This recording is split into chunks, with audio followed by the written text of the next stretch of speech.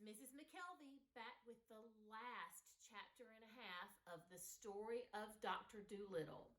We stopped in the middle of chapter 20 yesterday, so today we'll finish chapter 20 and the last chapter, chapter 21, and then I have a challenge to end with. So here is the end of chapter 20 in the story of Dr. Dolittle. The fisherman and his sister didn't want the doctor to go away again in a hurry. They begged him to stay a few days with them. So Dr. Dolittle and his animals had to stay at their house a whole Saturday and Sunday and half of Monday. And all the little boys of the fishing village went down to the beach and pointed at the great ship anchored there and said to one another in whispers, "Look, that was a pirate ship, Ben Ali's, the most terrible pirate that ever sailed the seven seas.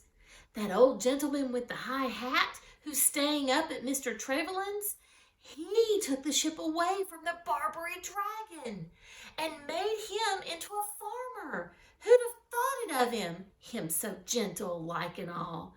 Look at the great red sails. Ain't she the wickedest looking ship? And fast? My!" All those 2 days and a half that the doctor stayed at the little fishing town, the people kept asking him out to teas and luncheons and dinners and parties, and all the ladies sent him boxes of flowers and candies, and the village band played tunes under his window every night. At last the doctor said, "Good people, I must go home now. You have really been most kind. I shall always remember it. But I must go home, for I have things to do." Then, just as the doctor was about to leave, the mayor of the town came down the street and a lot of other people in grand clothes with him. And the mayor stopped before the house where the doctor was staying, and everybody in the village gathered round to see what was going to happen. After 6 page boys had blown on shining trumpets to make the people stop talking, the doctor came out onto the steps, and the mayor spoke. "Dr. John Dolittle," said he, "it is a great pleasure for me to present to the man who rid the seas of the Dragon of Barbary this little token from the grateful people of our worthy town." And the mayor took from his pocket a little tissue paper packet, and opening it, he handed it to the doctor. It was a beautiful watch with real diamonds in the back. Then the mayor pulled out of his pocket a still larger parcel and said, "Where is the dog?" Then everybody started to hunt for Jip. And at last, Dab found him on the other side of the village in a stable yard, where all the dogs of the countryside were standing around him, speechless with admiration and respect.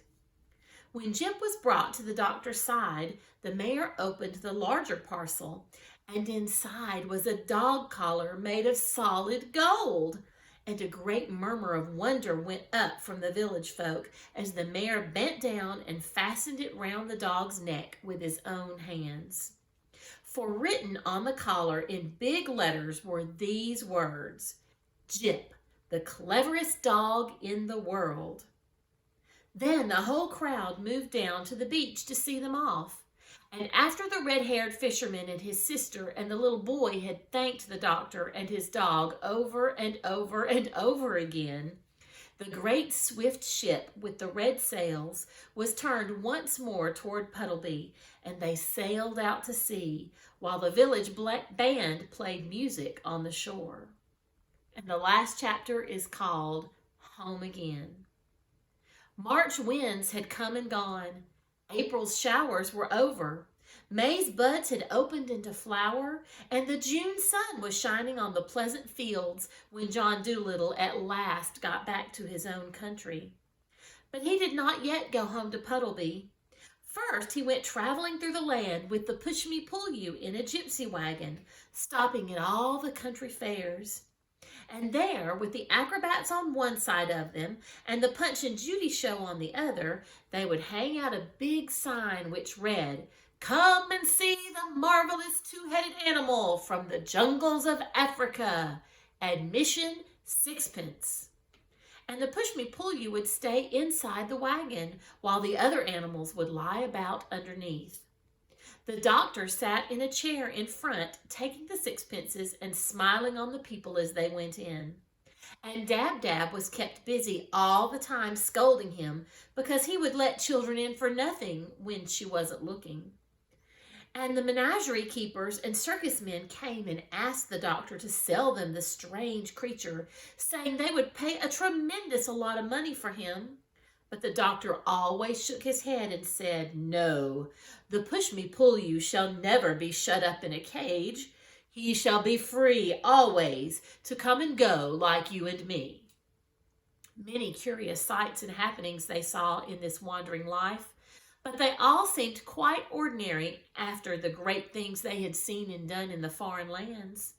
It was very interesting at first, being sort of a part of a circus, but after a few weeks they all got dreadfully tired of it, and the doctor and all of them were longing to go home. But so many people came flocking to the little wagon and paid the sixpence to go inside and see the push-me-pull-you that very soon the doctor was able to give up being a showman. And one fine day, when the hollyhocks were in full bloom, he came back to Puddleby, a rich man, to live in the little house with the big garden. And the old lame horse in the stable was glad to see him, and so were the swallows, who had already built their nests under the eaves of his roof and had young ones. And Dab Dab was glad too to get back to the house she knew so well, although there was a terrible lot of dusting to be done, with cobwebs everywhere. And after Jip had gone and shown his golden collar to the conceited collie next door, he came back and began running around the garden like a crazy thing, looking for the bones he had buried long ago and chasing the rats out of the tool shed, while Gub Gub dug up the horseradish, which had grown 3 feet high in the corner by the garden wall. And the doctor went and saw the sailor who had lent him the boat, and he bought 2 new ships for him and a rubber doll for his baby, and he paid the grocer for the food he had lent him for the journey to Africa. And he bought another piano and put the white mice back in it because they said that the bureau drawer was drafty. Even when the doctor had filled the old money box on the dresser shelf, he still had a lot of money left. And he had to get 3 more money boxes just as big to put the rest in. "Money," he said, "is a terrible nuisance. But it's nice not to have to worry." "Yes," said Dab Dab, who was toasting muffins for his tea, "it is indeed." And when the winter came again and the snow flew against the kitchen window, the doctor and his animals would sit round the big warm fire after supper, and he would read aloud to them out of his books. But far away in Africa, where the monkeys chattered in the palm trees before they went to bed under the big yellow moon, they would say to one another, "I wonder what the good man's doing now over there in the land of the white men. Do you think he will ever come back?" And Polynesia would squeak out from the vines, "I think he will. I guess he will. I hope he will." And the crocodile would grunt up at them from the black mud of the river, "I'm sure he will. Go to sleep." And that's the end of the story of Dr. Dolittle. I hope you enjoyed listening to the story. I really enjoyed getting to read with you every day. And as our something more to do, I'd like you to do some thinking about a party. So there were lots of parties to celebrate Dr. Dolittle when he returned the fisherman home to his home village. And I can imagine there were some people who might have liked to have had a welcome home party for Dr. Dolittle. So I'd like you to think about planning a party. And on the last page, I'm on the very last page of my book with all the activities that we've done. On this very last page, I'd like you to make a plan for a party coming up sometime soon. Maybe you want to have a party like we set up, a party to welcome Dr. Dolittle home and to celebrate the finishing of the reading of this story. Or tomorrow is Earth Day, so maybe you want to plan a party for Earth Day. And then coming up in the next few weeks is National Pretzel Day and National Poetry Reading Day, National Blueberry Pie Day, National Bugs Bunny Day, National Space Day, and Cinco de Mayo. So all of those would be fun days to celebrate. There's a teacher at my school, and she loves to always send in to morning announcements for our school what the national day is. And it was her that gave me the idea for thinking about celebrating one of these days. So you could do some research and find another day coming up that you would like to celebrate. And then plan your party. Think about what you might like to have to eat and drink. Maybe like the cupcakes I made for our party. And maybe make some decorations. I made the welcome home sign and I made the paper chain because I wasn't going out to the store to buy things, but I was able to make some things. Did you know that you can even make origami paper balloons?